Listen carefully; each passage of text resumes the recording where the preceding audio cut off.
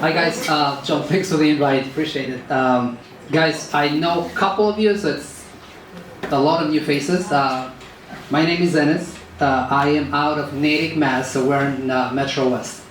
I have been doing real estate full-time now for about 8 years. We started in 2014. We started not knowing anything about real estate, just really wanted to be in real estate. At that point, we had sold a pizza restaurant, so we had some money, and I was looking for a full-time job, and we jumped right into real estate. The first building we bought was a six-unit rental building in Worcester, Mass. It's just me and my partner, which is my brother, so it's a family business, and which is kind of strange. A lot of people wonder how we get along. We do get along okay. But yeah, so we run White Acre Properties. That's the company we started in January 2015, right after we bought that 6-unit rental. And the reason for starting the company was that once we bought that first building, we really had no money to put down for the next one. We loved the fact that we could make $2,000-3,000 from that rental. It cash flowed really well. Real estate was different back then. Prices were much lower. But we just didn't have any money for the next building to put 10, 15, 20% down. So I came to meetups just like this, met with a lot of other investors and kind of picked their brain. And it looked like fix and flips was the way to go, or wholesaling. So we committed to learning the fix and flip game. And most importantly, I'm going to talk a little bit about that, is the off-market game. Because we realized that anything on the MLS, even back then, was overpriced. That's what we thought, so it was overpriced, so we went off-market for our fix and flips. So White Acre Properties is the company. It's about 10 of us, plus me and my brother. So we have a bigger staff now. We build new construction, we fix and flip, we wholesale, we own rentals. We kind of do it all, kind of like what John explained. As we grew the company, we kind of took an extra thing. I'm a general contractor. I got my license about 4 years ago to manage my own job sites. And I'm a licensed agent, just trying to keep things in-house and trying to keep costs down. So that was the idea behind that. So I mentioned a little bit of all this to you guys already, but again, we love the rental properties. That's why we got into real estate. I didn't, the restaurant business was crazy. I didn't want to deal with that anymore, but the cash flow that we got from rentals was awesome, was exciting. It's just we had to figure out how to exponentially grow from there. So wholesaling and fix and flip was the answer for us. And the first deal we got was in Wayland, Mass. For you guys that might know Metro West, it's a pretty expensive area. But we started doing direct mail. And we do a lot of direct mail still to this day. Back then, I think I sent like 1,000 letters, and I got this one call from a guy in Florida.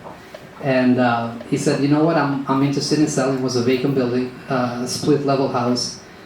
And we had no idea as far as like what to offer, how to negotiate. He just called. He never showed up, actually, just gave us a key.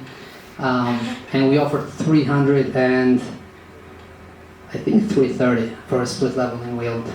And it took us close to 12 months after purchasing it to finish it, put about $310,000 renovating it, and made zero money. I think we lost $8,000 on paper, but then I made some money on the commission side. Overall, a great deal because I learned a ton, and it didn't kick us out of the business, right? That's the goal, especially starting out. So I wasn't really looking to make a ton of money. I just wanted to stay in business, and that was fine. We learned a lot. Everything that could go wrong did. General contractors lied to us.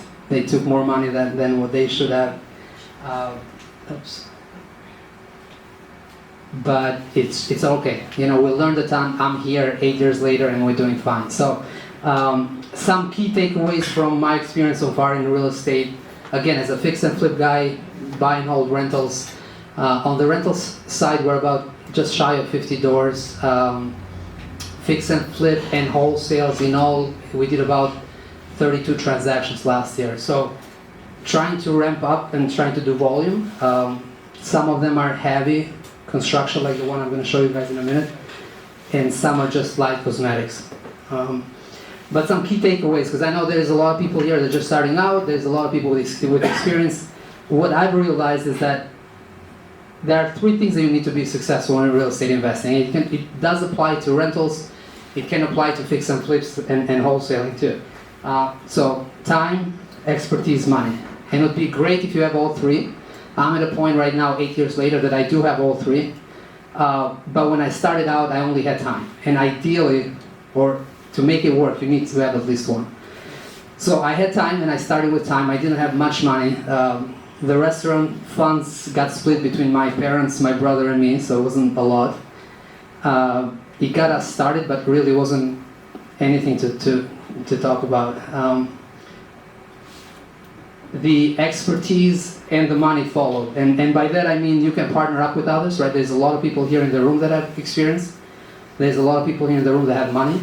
But if you guys have time to find the deals, to actually manage the construction, to do all the hard work, that can set you apart.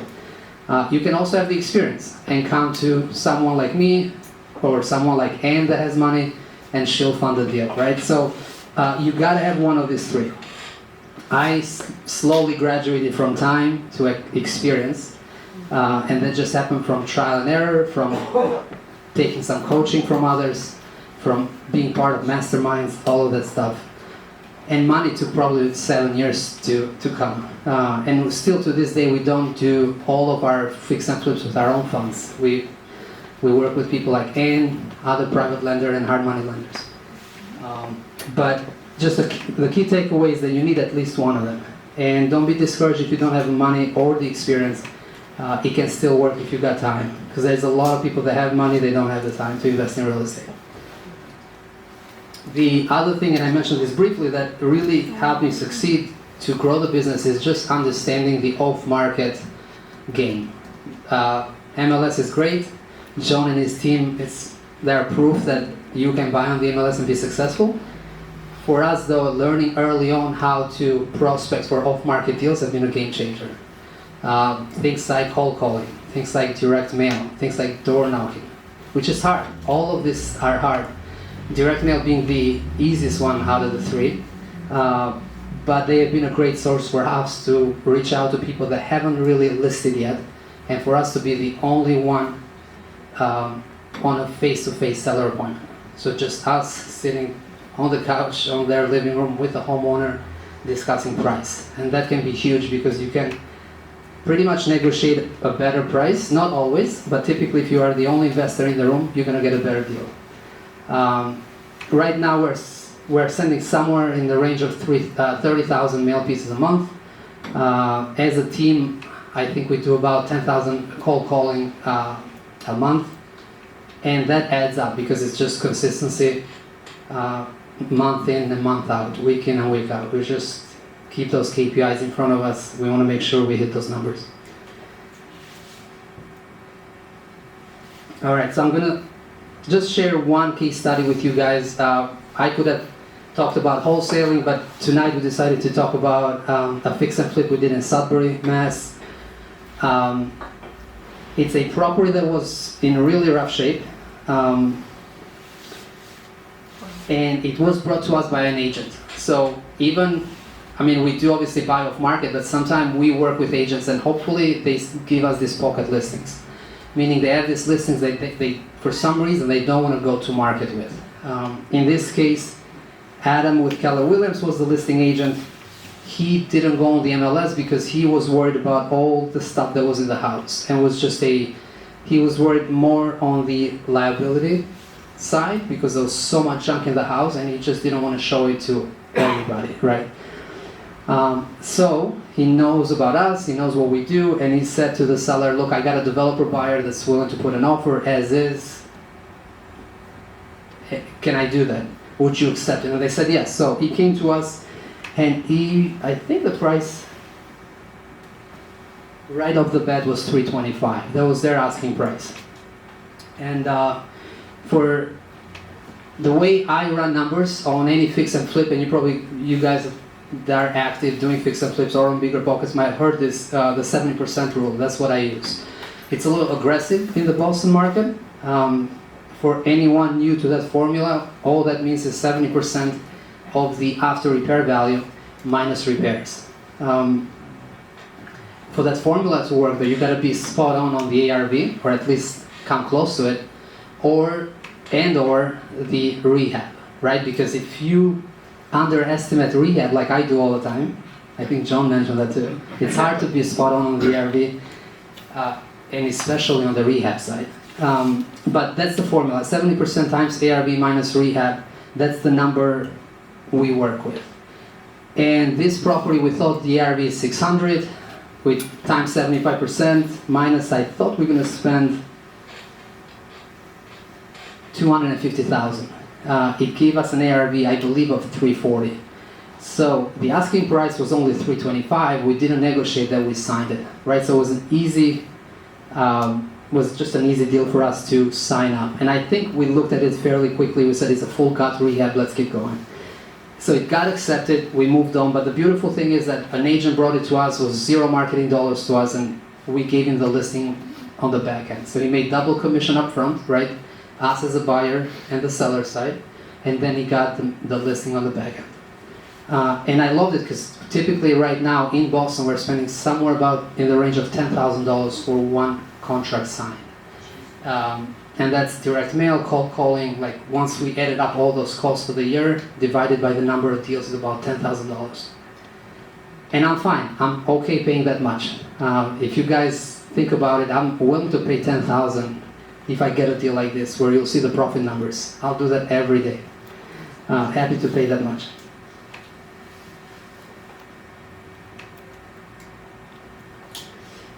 So I wanted to talk about the renovations really quick, because some people would love to do a deal like this. If you are new, I'll tell you not to do a deal like this first, because this was a full gut rehab with a small addition. Everything needed to be updated. We just kept the 4 walls, right? Just the shell of the building. And you just need a pretty much big team to do all of this. You can't do it on your own. I am lucky to have the GC license, so I can go pull permit, but I needed obviously you need an attorney for the closing and all that stuff. I need a GC if you guys are not going to manage it, right? Somebody got to pull permit and bring the team in. Literally, we needed, roofers, siding, framers, I mean, you name it, all the stuff that you can think of in construction, we needed everybody.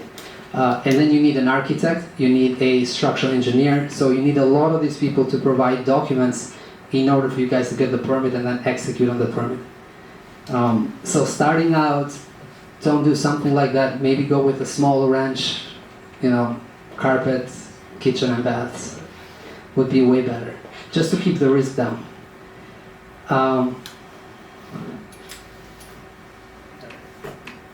So I'll go over some numbers with you guys, and this is not, I chose this deal for a couple of reasons. That I didn't want to brag about the fact that it worked out really well. And I'll tell you guys, this profit, it's not a typical average profit for us. But I wanted to share, because fix and flips can be profitable deals if you buy right, if you manage the construction. It can be a huge way for you to pretty much make money, invest on the rental side if that's the way you're going, right? But it can be extremely profitable. So purchase price, $325,000. We got a loan to buy the building for $300,000. We try to be at about 10% down of our own money, just because we're doing volume, so we can't really tie a lot of our cash. And even doing that, sometimes we have months where cash flow is really, really low, and it's just extremely stressful. So still learning how to handle the cash flow game, still growing into that. Then you got lender fees, right? We're typically working with hard money lenders. 1.5 points based on experience. I know some hard money lenders are at 2-3%, but those are that first group of charges, that's upfront. So it's important to know that if you are borrowing money, you are going to pay those points, right? The percentage of the amount borrowed upfront. So you got to have that money upfront, and then you got closing costs. because an attorney will charge obviously for their fee, then you got recording fees, then you got title fees, all that stuff, right? So you got closing costs. And then we got 100% of the rehab loan. As I mentioned to you guys, I thought I'm only going to spend $350, so I borrowed $350. And then we move into the rehab costs. We ended up spending $310,000. This happened during COVID, so lumber prices, all the materials, all that stuff that we really couldn't plan ahead. So we went $60,000 over asking price. I'm sorry, over budget. And $60,000 is a lot. For someone that's just doing a flip, let's say, and their goal is to make $60,000. If you go over budget by 60, pretty much you wiped out your whole profit. And you had to float that 60 grand. And correct. Yes, and then you gotta find a way. I mean, where's the money coming from, right? So you gotta either have it or you gotta borrow it. Go to Ann and be like, "Hey, I screwed up. I need more money." That's real, but that's a good point. That can also get you stuck, and that's the worst in a fix and flip. You got no money and you are stuck. That's the worst, because now what other solutions you got other than the lender taking the property from you if you can't really move forward and sell it? Or sell it as is, but you're not going to make a profit that way either. So it took us, I think, 10 months, maybe it was just a little over that, but there is holding costs. And I'm breaking this down just for anyone starting out to realize how much cost there is in a fix and flip. Because you watch these HGTV shows and it's like sell price minus purchase price minus renovations equals profit, right? And there's a lot more than that, obviously, guys. There's a ton of cost that you need to calculate. So just the mortgage payments alone, $55,000. Mortgage payments, depending on the lender and how you set it up, they can be monthly or they can be paid at the end of the project. Property taxes, we typically don't pay property taxes until we close, if it's not taking years, right? Not the best way to do it. But we've realized that if we turn the project around in 4 to 6 months, we're fine. The town is not really going to penalize us. It's not going to foreclose for taxes owed. But don't do what I did or what I do. You know, just ideally, if you have the cash, pay the taxes monthly or quarterly. Insurance, about $2,000. Utilities, right? Because you still have a building that you need electricity, gas, all of that, oil, water. You're going to pay all of that, and that's cost out of your pocket. And then you got cleaning fees towards the end. And then let's talk about what we ended up selling. So we got lucky with this building because Sudbury appreciated quite a bit during COVID. It's a great town, but prices went even higher during COVID. It was just it's a town that actually made the news for year-to-year appreciation. I think was the #1 in Massachusetts. So we just were at the right time, right place. So we didn't get the ARV that we're expecting, and I think I told you guys the wrong ARV. I think we were shooting for $850 ARV initially. Instead of $850, we got $1 million. And that was a cash purchase from someone as is. They actually didn't even see the property. They had a family member come and visit the open house. They're out of the state. They needed a house in Sudbury, and they had that much money in cash. So it worked out perfect. That we got a ton of offers. I think we listed at $825, and we do this quite a bit. We typically price under market because we want the open house to be busy. We want as many people in there as possible to get this bidding war started. And it worked here. You know, I think we started at $825, we went to $925, and then we went back for highest and best. And this lady said, "You know what? I've lost so many houses. I'm coming back to Mass. I need the house." So she offered $1 million, and we signed it. So we paid the loans, $550,000 back. We paid 5% commission to Adam, so that's $50,000. And then we had staging costs. We staged all our fix and flips just to make the properties even more appealing. And then you got seller closing costs, things like attorney fee again, things like Massachusetts stamp tax, recording fees, all of this stuff. So all in all, a great profit, just shy of $250,000 on one single family flip.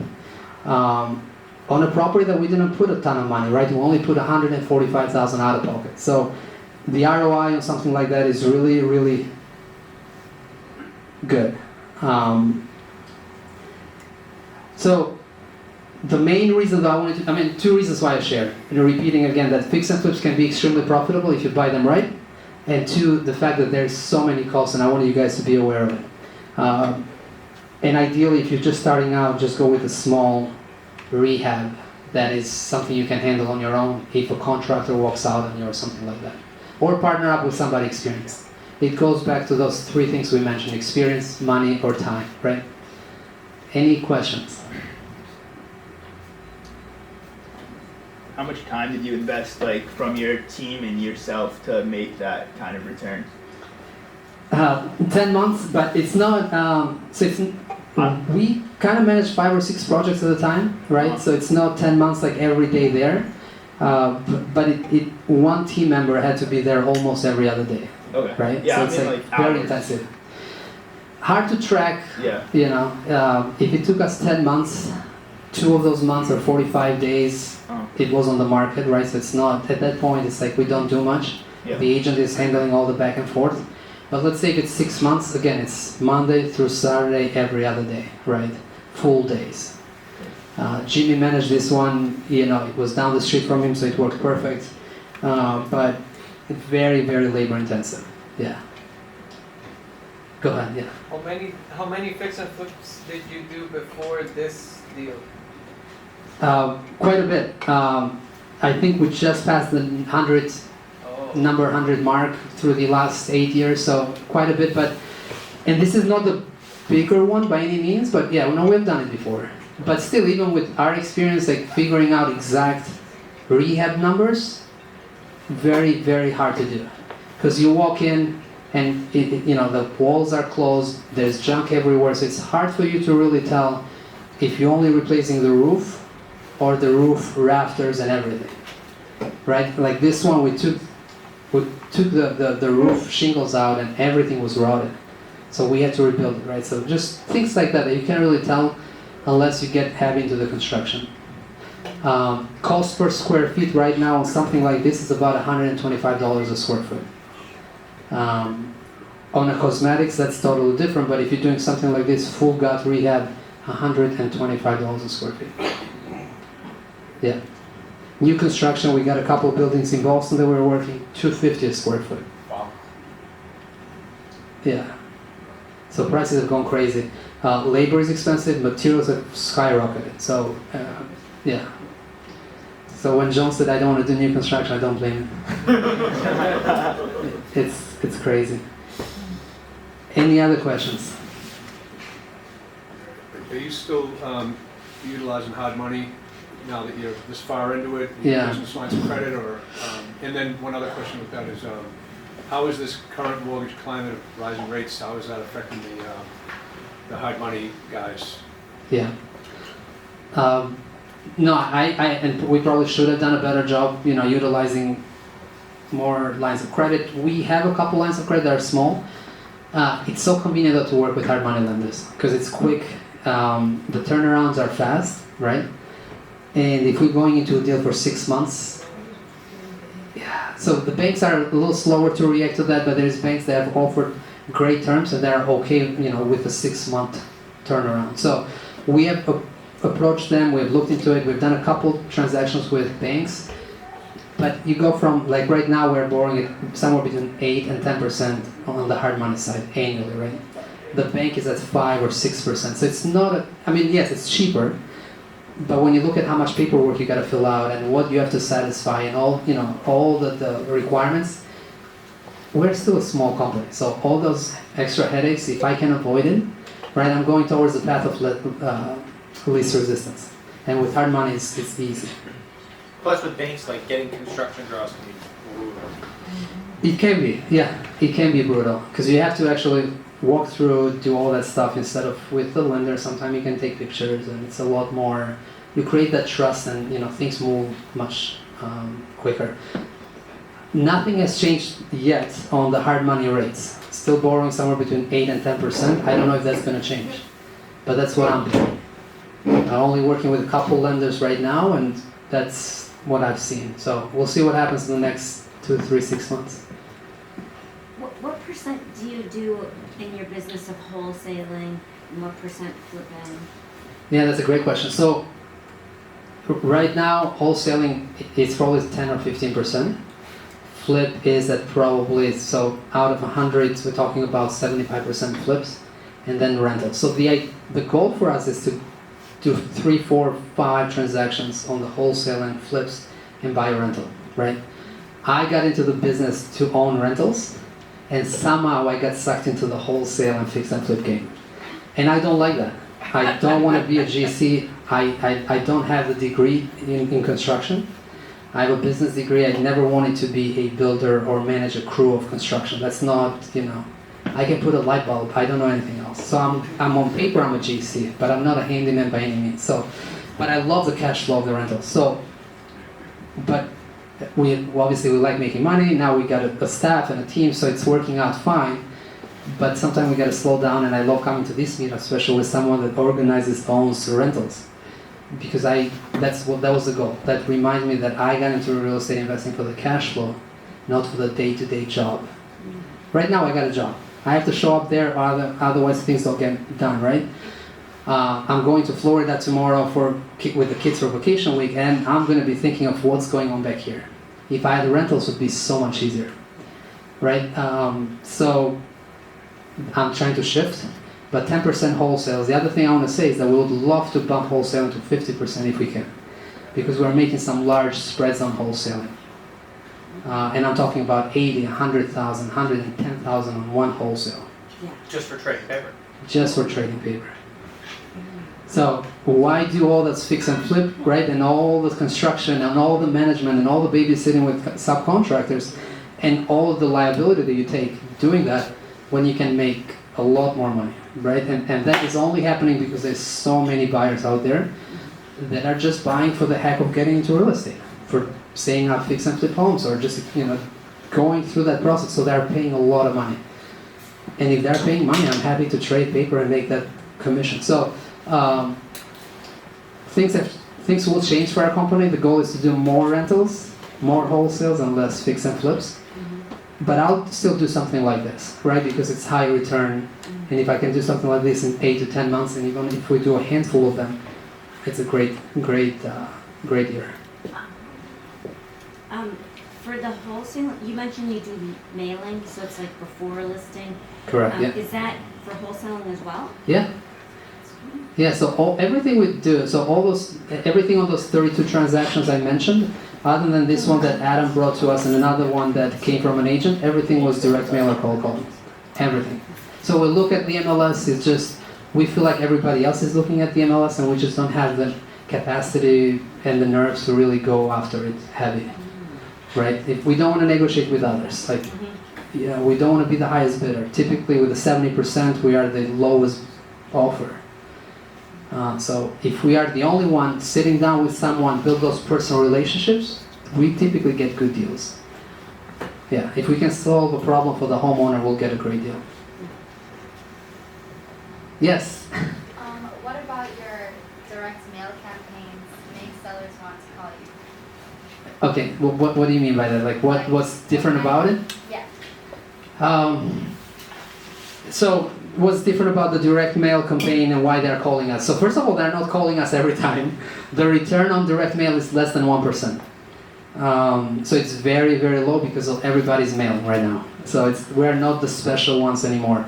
What I do a little differently, because you gotta get creative, you gotta be different than anybody else, so you stand out. One, the envelope looks a little different. It's colorful, it has images, whatever. You can be as creative as you want there.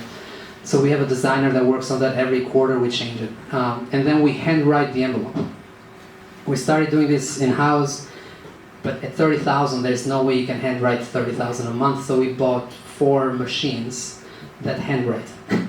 They literally have a pen, and they know our writing, and they handwrite every day, day and night. And if you guys haven't seen this, just go on our Instagram page and you'll see the machines